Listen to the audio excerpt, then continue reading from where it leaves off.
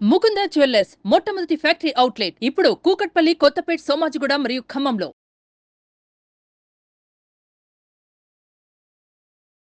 నమస్తే శంకరి మేడం. నమస్తే ఉషా. డబ్బు ఉన్నవాళ్ళు, డబ్బు లేని వాళ్ళు, అంటే రిచ్ పీపుల్, పూర్ పీపుల్ అని మనం చెప్తూ ఉంటాం.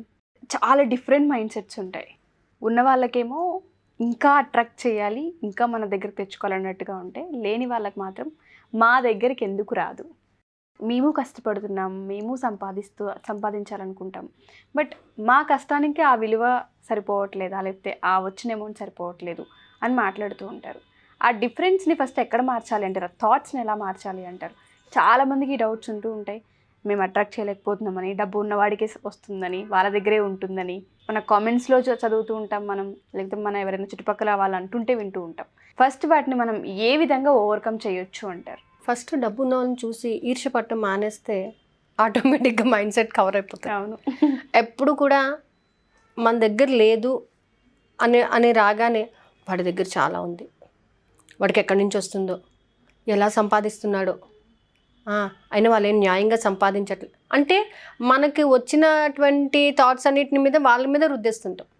కానీ వాడు ఎంత కష్టపడుతున్నాడు, వాడి ఆలోచన విధానం ఎలా ఉంది, వాడు డబ్బు రాగానే డబ్బుకి కృతజ్ఞత చెప్తున్నాడు, డబ్బుని ఇంకా సంపాదించాలి అని తాపత్రయపడుతున్నాడు, డబ్బు పట్ల ఒక పాజిటివ్ ఫీలింగ్తో కలిగి ఉన్నాడు. ఈరోజు నేను ఈ డబ్బుని సంపాదించాను, ఐఎమ్ సో హ్యాపీ, సంతోషంగా గడుపుతున్నాడు. కానీ మనం ఏం చేస్తున్నాం? డబ్బు లేనివాడు ఏం చేస్తున్నాడు? ఇవాళ నాకు ఇంతే వచ్చిందని డిస్సాటిస్ఫాక్షన్ అనమాట. వచ్చిన దానికి తృప్తి పట్టడం మానేసి పక్కవాడికి వచ్చింది అని ఈర్ష్యపడటం ఒకటి, నాకు ఇంతే వచ్చింది, నేను అసలు డబ్బుని సంపాదించలేకపోతున్నాను, నేను ఎంత కష్టపడినా ఇంతే వస్తుంది అనేటటువంటి ఒక నెగిటివ్ ఫీలింగ్ మనం క్రియేట్ చేసుకో. అందుకంటే చూసారా, మనం వెళ్ళేటప్పుడు క్యాప్షన్స్ రాస్తుంటారు, నీ ఏడిపే నాకు ఎదుగుదల అంటుంటారు కదా. అవునా కదా? అంటే మనం ఎప్పుడూ కూడా మనం ఇంకొకరిని వాళ్ళ గురించి పాజిటివ్గా మనం చెప్తూ ఉంటే వాడు పాజిటివ్గా ఎదుగుతాడు. ఎందుకు ఎదగడు? ఖచ్చితంగా ఎదుగుతాడు. వాడి దగ్గర డబ్బు ఉంది, డబ్బు ఉంది, ఖచ్చితంగా ఉంది. మన సబ్కాన్షియస్ మైండ్ ఏం చేస్తుంది? వాడి దగ్గర డబ్బు ఉందని నువ్వు చెప్తున్నావు కాబట్టి వాడికి డబ్బు ఇస్తుంది. నా దగ్గర ఎప్పుడు డబ్బు లేదు, డబ్బు ఉన్నా కూడా లేదని చెప్తా. అవునా? అంటే నీ దగ్గర లేదన్నావు కదా, వాడికి ఉంది అని అన్నావు కాబట్టి వాడికే ఇస్తుంది, నీకెందుకు ఇస్తుంది? సో ఈ ఆలోచన మానేసి డబ్బు సంపద కలిగి ఉన్న వారిని నేను మనస్ఫూర్తిగా గౌరవిస్తున్నానని చెప్పండి. డబ్బు ఉన్నవాడిని గౌరవించడం అనేది నీ ధర్మం. నువ్వు ఎప్పుడైతే వాడిని గౌరవించి రెస్పెక్ట్ ఇస్తావో డబ్బు నీ దగ్గరికి రావడం స్టార్ట్ చేస్తుంది. నువ్వు ఎప్పుడైతే వాడి మీద పాజిటివ్తో ఉంటావో నీ దగ్గరికి రావడం స్టార్ట్ చేస్తుంది. ఎందుకంటే ఎవరికైనా కానీ డబ్బు విలువ చాలా ముఖ్యమైనది. డబ్బు గురించి నువ్వు ఎలా మాట్లాడుతున్నావో పక్క వ్యక్తి గురించి నీ ఆలోచన ఎలా ఉన్నది అనేది చాలా ఇంపార్టెంట్. చాలామంది ఏంటంటే వీడి గవర్నమెంట్ జాబ్ అయినా కానీ మాదేముందండి, ఏదో 30-40 వస్తుంది, మీకు చూసారా లక్షలు వస్తుంది.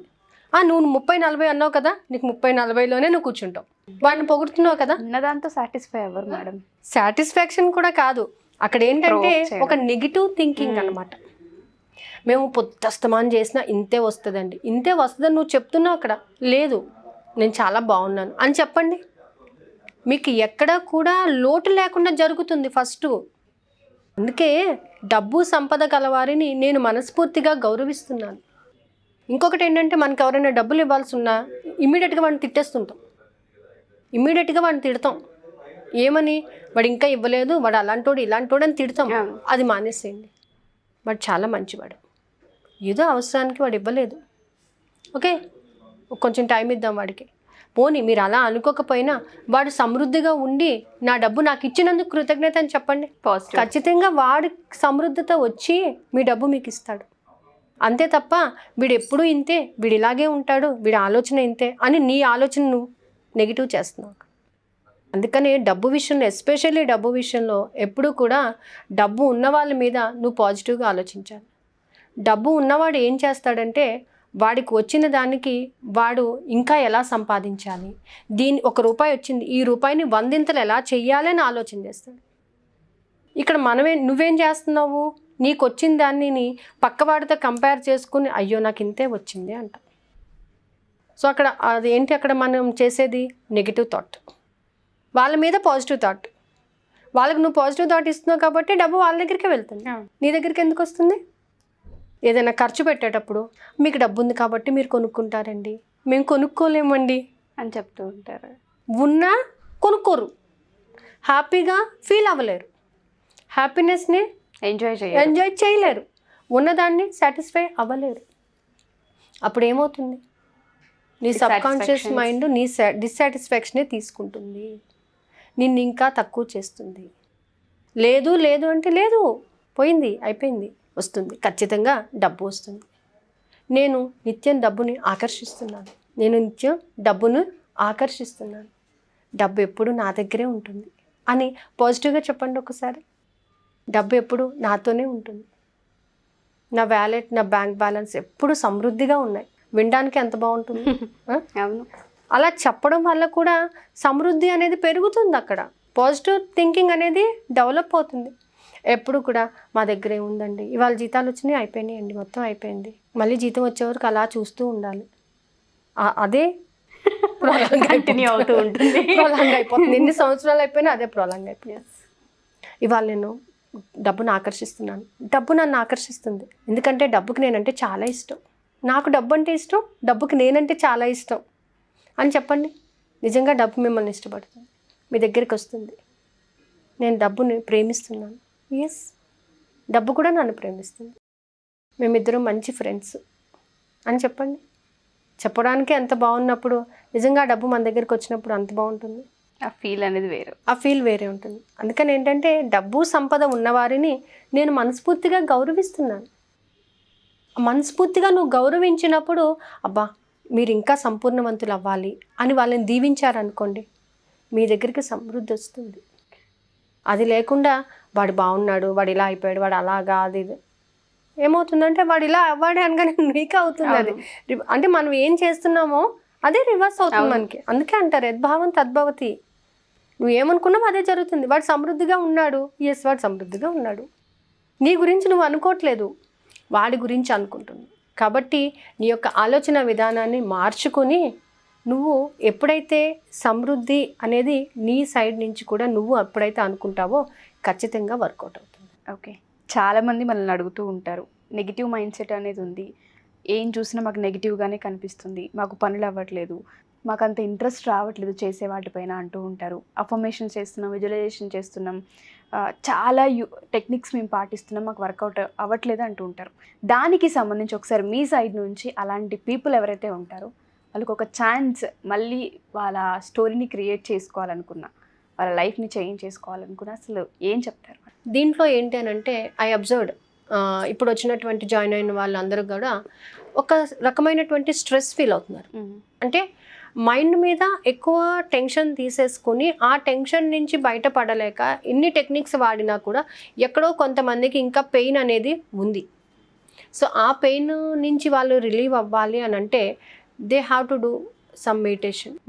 ఈ మెడిటేషన్లో ఈసారి ఎస్పెషల్లీ ఈ మండలం మెడిటేషన్లో ఎవ్రీ 3 డేస్కి ఒక్కసారి మెడిటేషన్ అనేది ప్యాటర్న్ చేంజ్ చేస్తున్నాను. ఓకే, ఏంటంటే ఓన్లీ స్ట్రెస్ అండ్ యాంగ్జైటీ, మనిషి ఎంత స్ట్రెస్ పడుతున్నాడో, ఎంత యాంగ్జైటీ పడుతున్నాడో దానికి అంటూ ప్రత్యేకమైనటువంటి మెడిటేషన్ ఉంది. అంటే ఎలాంటి ఎఫర్మేషన్ లేదు, ఏమీ లేదు. I'm so happy, I'm so happy అని నిన్ను నువ్వు సరిదిద్దుకుంటూ బ్రీతింగ్ మీద కాన్సన్ట్రేషన్ పెట్టి, ఆ బ్రీతింగ్ మీద కాన్సన్ట్రేషన్ పెట్టేటప్పుడు బ్రీతింగ్ బాగా లోపలికి తీసుకొని హోల్డ్ చేయాలి. ఒక 1 సెకండ్ హోల్డ్ చేయండి. హోల్డ్ చేసినప్పుడు ఈ బ్రీతింగ్, ఈ ఎయిర్ ఏం చేస్తుంది, టోటల్ పార్ట్స్ అన్నిటికీ కూడా సరఫరా అవుతుంది. సో ఇక్కడ ఏదైతే నెగిటివిటీ ఉందో, when you release that air, ఆ గాలిని వదిలినప్పుడు ఆ నెగిటివ్ అంతా కూడా ఆ గాలిలోంచి బయటికి రావాలి. అంటే నీ థాట్స్లో నుంచి అది బయటికి వచ్చేసేయాలి. అలా 1 డే ఎక్సర్సైజ్ నేను ఈసారి ఈ మండలం నుంచి నేను ప్లాన్ చేసుకున్నాను. ఓకే, అంటే అందరికీ కూడా ఎన్ని టెక్నిక్స్ వేసినా ఇంత చేసామండి కానీ ఎక్కడో భయము, ఎక్కడో ఇది, ఫస్ట్ అది వదిలేసేయండి, ఆ భయాన్ని వదిలేసేయండి, ఆ టెన్షన్, ఆ స్ట్రెస్ని వదిలేసేయండి. మీరు యూనివర్స్తో ఉన్నారు, నా చుట్టూ పాజిటివ్ ఎనర్జీ ఉంది, నా ఆరా చాలా చక్కగా ఉంది అనేటటువంటి పాజిటివ్ ఎనర్జీతో మనం వచ్చినప్పుడు మనము ఎప్పుడైతే ఈ స్ట్రెస్ నుంచి రిలీవ్ అయిపోతామో, సో ఆ విధంగా మెడిటేషన్ చేస్తే చాలా బాగా వర్కౌట్ అవుతుంది. ఎందుకంటే నేను ప్రాక్టీస్ చేశాను కాబట్టి చెప్తున్నాను. సో మనం ఎన్ని చేసినా కూడా 1 డే ఖచ్చితంగా, అంటే ప్రతి ఒక్క చక్రాస్కి 6 డేస్ మనం పెట్టుకున్నప్పుడు 1 డే మిడిల్ ఆఫ్ దాంట్లోని ఆ ఉన్నటువంటి స్ట్రెస్ని తీసేసి, యాంగ్జైటీని తీసేసి, వాటి నుంచి ఓవర్కమ్ అవుతూ మన ఇన్డెప్త్ మెడిటేషన్లోకి వెళ్తే నిన్ను నువ్వు ఏంటి అనేది తెలుసుకుంటావు. స్ట్రెస్ పడినప్పుడు ఎలా ఉంటుందంటే ట్రాఫిక్ జామ్ అయిపోతే ఎలా ఉంటుందో అలా ఉంటుంది, స్ట్రక్ అయిపోతూ ఉంటాయి అలా అయిపోతుంది. ఎక్కడో.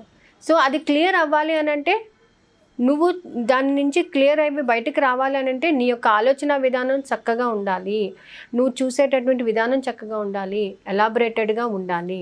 దానికోసం నువ్వు నీలో ఉన్నటువంటి నెగిటివ్ థాట్స్ని రిమూవ్ చేయాలి. ఆ నెగిటివ్ థాట్స్, ఆ భయాన్ని నువ్వు రిమూవ్ చేయడానికి ఈ మండలం మెడిటేషన్ అనేది చాలా బాగా ఉపయోగపడుతుంది. ఎలా మేడం, ఎలా అప్రోచ్ అవ్వాలి, క్లాసెస్లో అటెండ్ అవ్వాలి సో అనుకుంటే? క్రింద స్క్రోల్ అవుతున్న నెంబర్స్, నేను 2 నెంబర్స్ ఇచ్చానండి. ఆ 2 నెంబర్స్లో ఎవరిని కాంటాక్ట్ చేసినా కూడా వాళ్ళకి డీటెయిల్స్ ఇస్తారు మీకు. Thank you madam, thank you so Thank you. Much.